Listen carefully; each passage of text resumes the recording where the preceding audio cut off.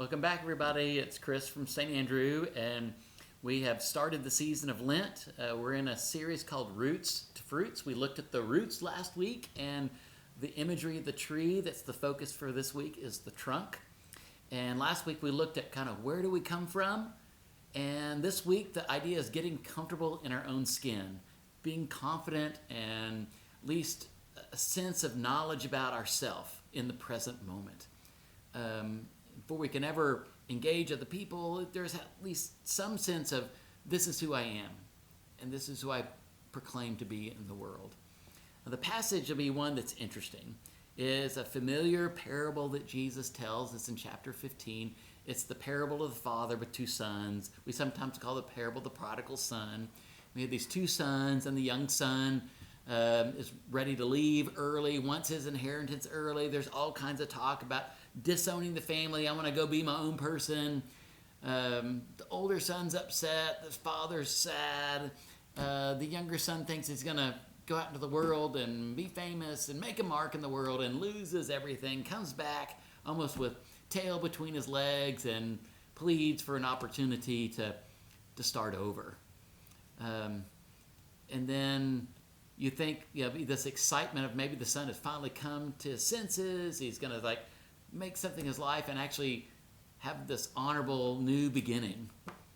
And then the older son is jealous, angry, frustrated. You let this person do this to you, you're going to welcome him back in.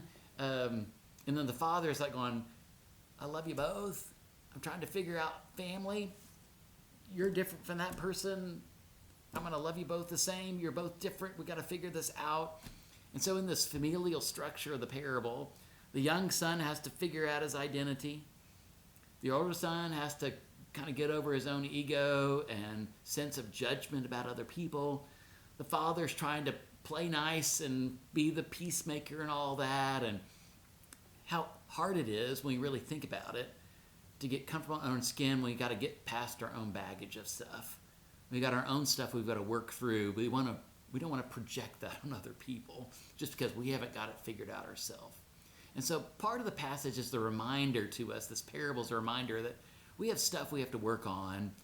It's not like, well, I wish the world would get their act together, like we've got it already all figured out.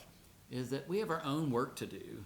I love that old passage of get the log out of your own eye, if you get the speck out of your neighbor's eye. It's easy to point a finger at someone else when we've got our own stuff going on. And this parable reminds us that we've got our own work to do. And if we're going to have a solid, if you think about the imagery of the tree, if we're going to have a tree that's going to mean anything, the trunk's going to be a strong trunk for the rest of the branches and the limbs and the leaves and everything else that's going to come. The trunk has got to be a sturdy beginning, and that means ourselves. It's like the old passage where Jesus says, love your neighbor as yourself. We got to love other people, but you also got to equally love yourself. And it's about finding a way to love ourselves, know ourselves as we engage the world. So that's kind of the trunk piece, and we'll dive into that a little deeper this week, and I hope you'll join us on Sunday.